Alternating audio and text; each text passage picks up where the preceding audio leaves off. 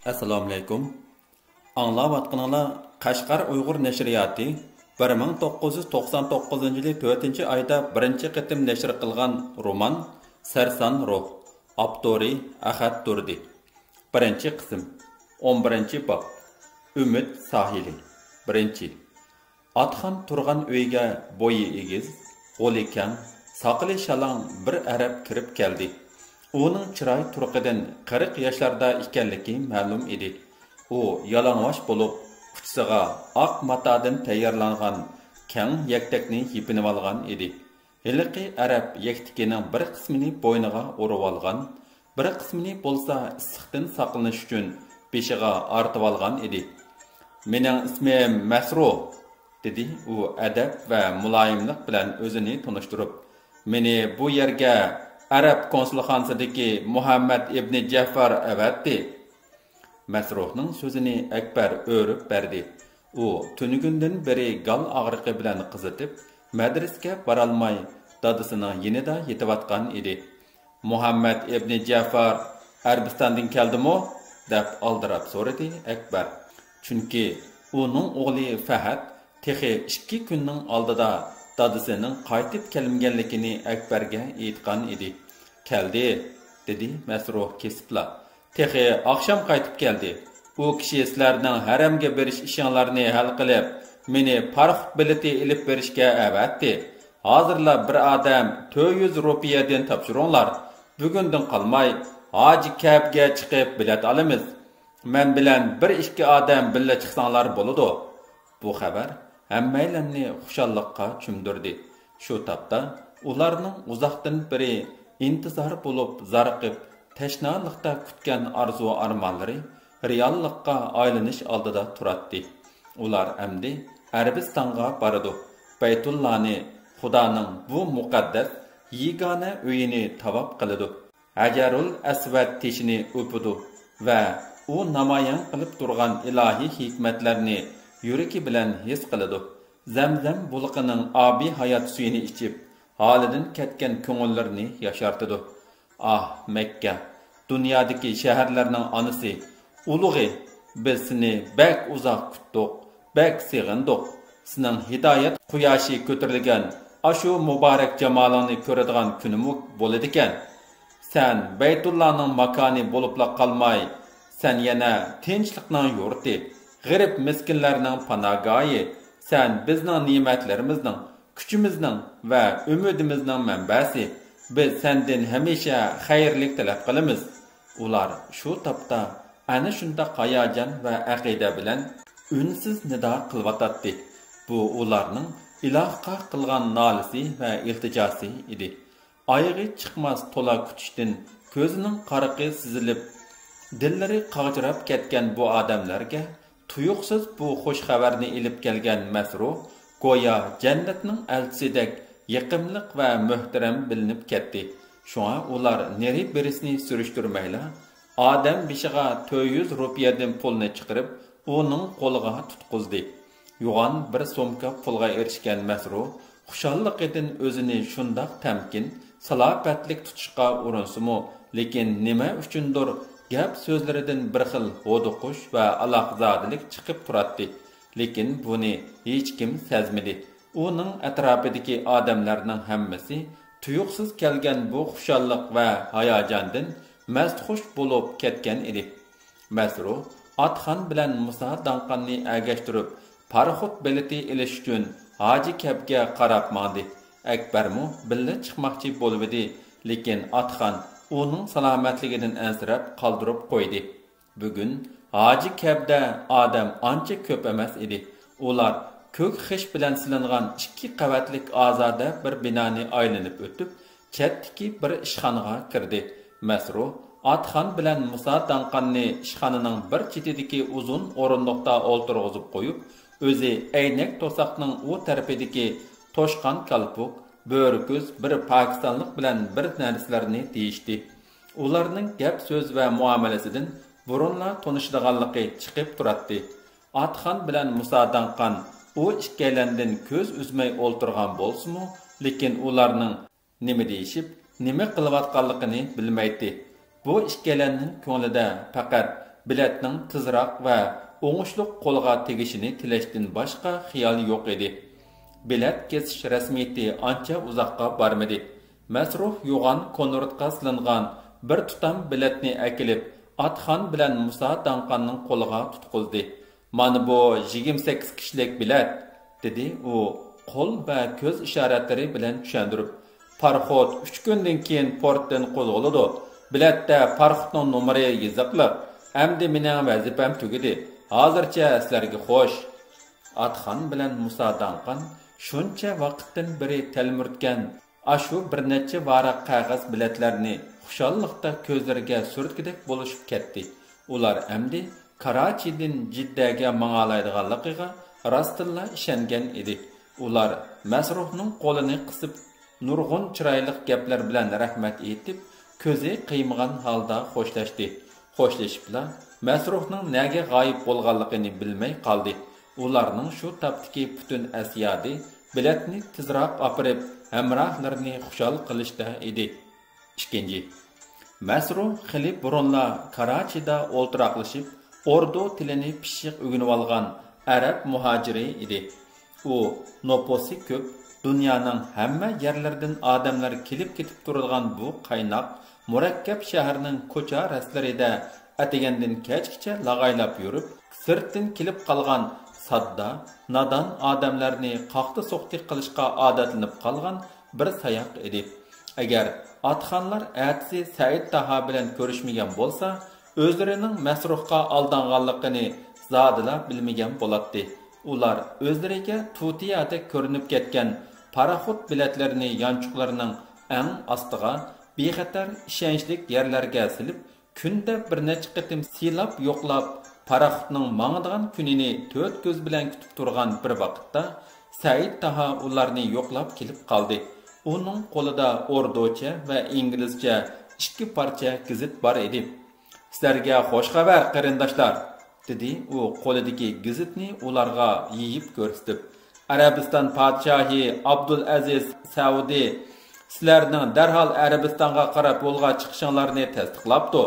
Mana gazetlarda ordocha ham inglizcha qilib podshohning so'zini besibdi. U zot sizlarning iroda va e'tiqodinglardan qattiq ta'sirlanibdi. Shunga sizlarning bu qitimqi hajga ulgurib Arabistonga berishinglarni va sizlarning har biringlardan ilishqa tegishlik 500 riyal 500 sar kumush tangaga teng keladi. Tuproq haqqini olmaslikni qaror qilibdi." Uy ichini dastlab ig'ir sukut qopladi.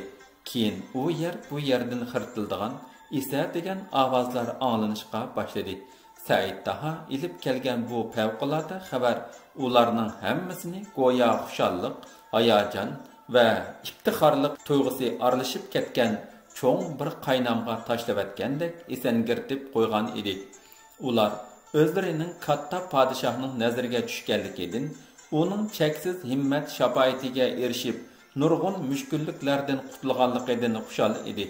Bu xushallik shu topda uzunga so'zilgan musofirchilik dardidan ballari mukchiyib, yuz ko'zlari qo'rilib ketgan bovay momaydan tortib, turmushning qiqil so'qollari ichida pishib yetilayotgan eng kichik Akbarning ko'zida, yuzida va umidga to'lgan ko'ngillarida namoyon edi.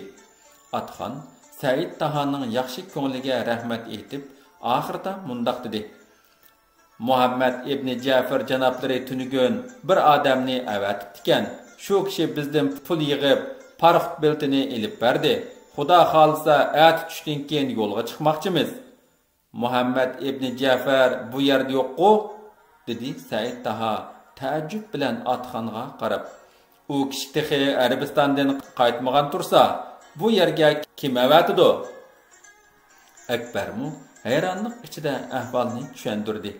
Masruh degan birisi kelib, o'zini konsulxonadagi Muhammad ibn Ja'farning avatganligini, har birimizdan 400 rupiyadan pul yig'ib, bilet ilib beradiganligini dedi. "Sizlar pul berdinglarmi?" so'radi Said Taha. "Ha", dedi Atxon. "Biletnimi ilib bo'ldik." "Qani bilet, men ko'rib baqay."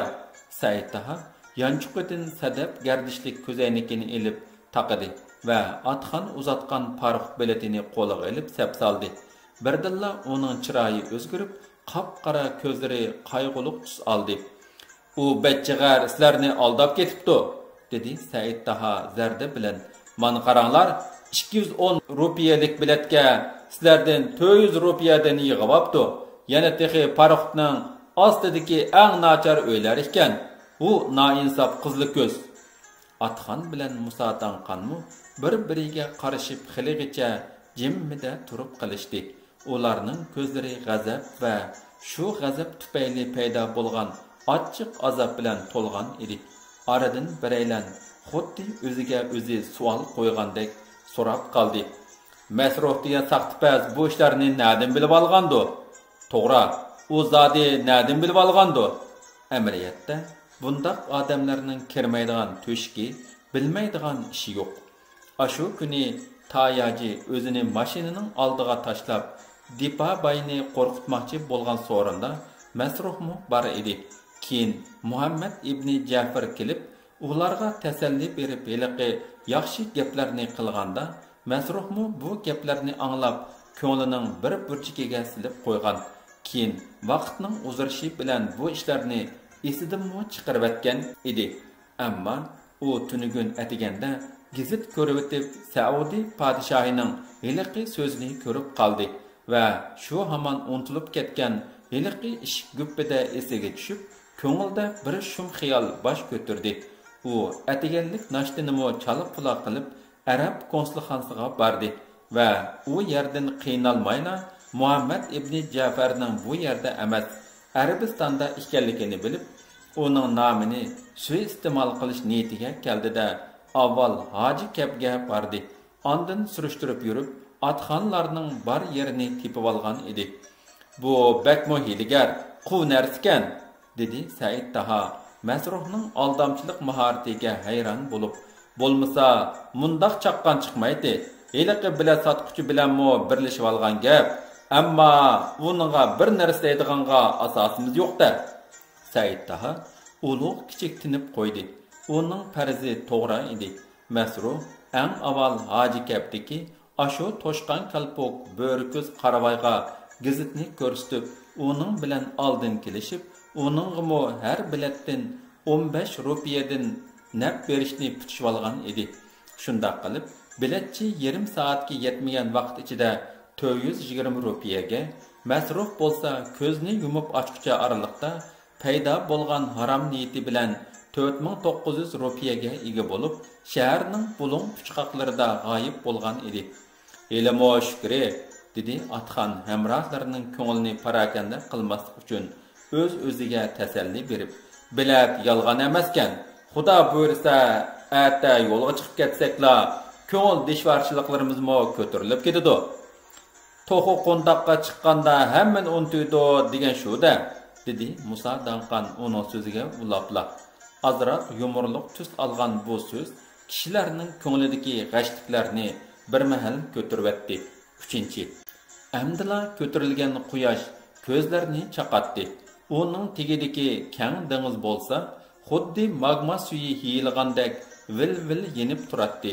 Quyosh ufqdan ko'tarilgan sari dengizning bepoyon kengligida shunchalik nafis, shunchalik yiqimliq bir zangar yo'riqliq paydo bo'lib, yiliroqda laylab yurgan so'z tumanlarnimi pak-pakiz tarqitib o'tdi. Akbar dengizdan ko'zini uzalmay qoldi. Qaragan sari ko'nglimi ashu bepoyon tiniq suvdek yengil mavj uratdi. Odam dengizga har qancha qarasimu zerikmaydi, ko'ngliga tegmaydi. U odamning ko'zi oldida har soat, har daqiqada bir xil rang bilan o'zgarib turadi. U ba'zida sening oldingda tinch, royishlik bilan oqqa mayil zangar rang ilib, jimjit so'zilib yotadi. Ba'zida ko'k, yolqinliq rang bilan egar bo'lib, turilib o'ynaydi. Ba'zida salqin shamol ostida tun qora bo'lib, yungi ta'tir o'rilgandek o'rpak bo'lib qoladi. Ba'zida tuyuqsiz bo'ron ko'tariladi. Bundaq chaqda u birdilla alpazini o'zgartib, qahrlik tusga kiradi. Bo'ron cho'ng to'lqinlarni ko'tarib kelib, g'azablik gurkiraydi. Uning aks sadolaridan to'lg'angan tinch havo jaranglaydi.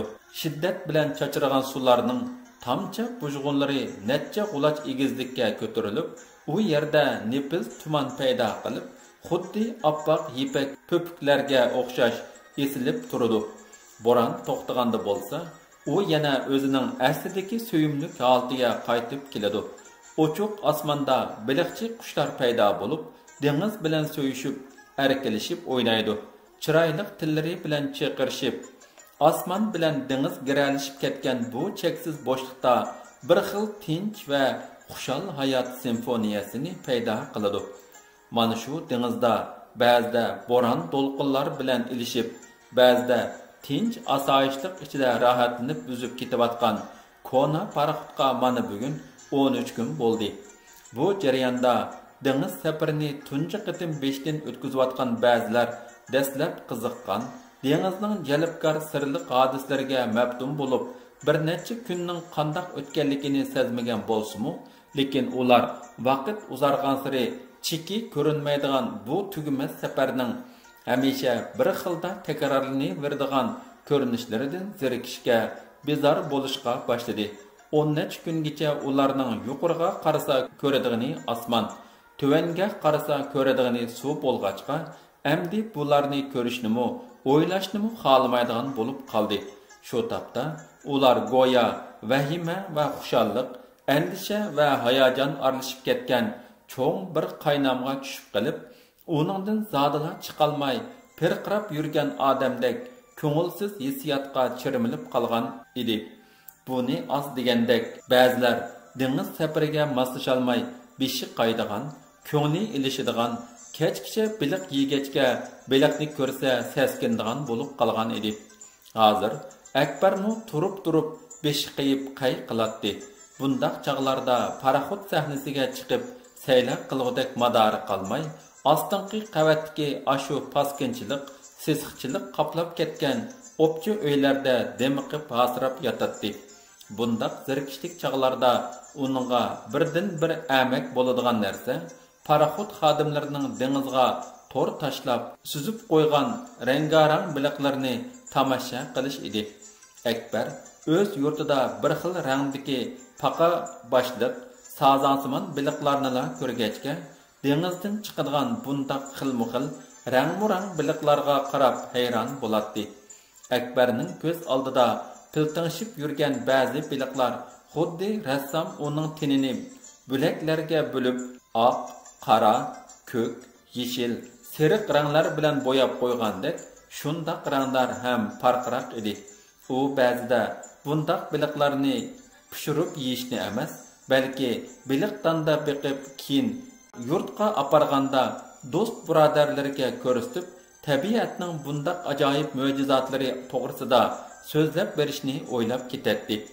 Paraxut hozir Qizil dengizda ketyotadi. Hajga borganlar sho'r daryo deb atab odatlanib ketgan bu sirliq dengiz burundilla sodda kishilarning qalbida bir xil muqaddaslikka va vahimaga simvol edi. Mushuk o'ltirganlar bu yerda suvga tashlanib, lahanglarga yam qilinmasa, paraxot to'xtab qoladi. Mana bu azaldan hajga borganlarni qo'rqitib, vahimaga silib kelgan rivoyat zamon bir fatvo edi.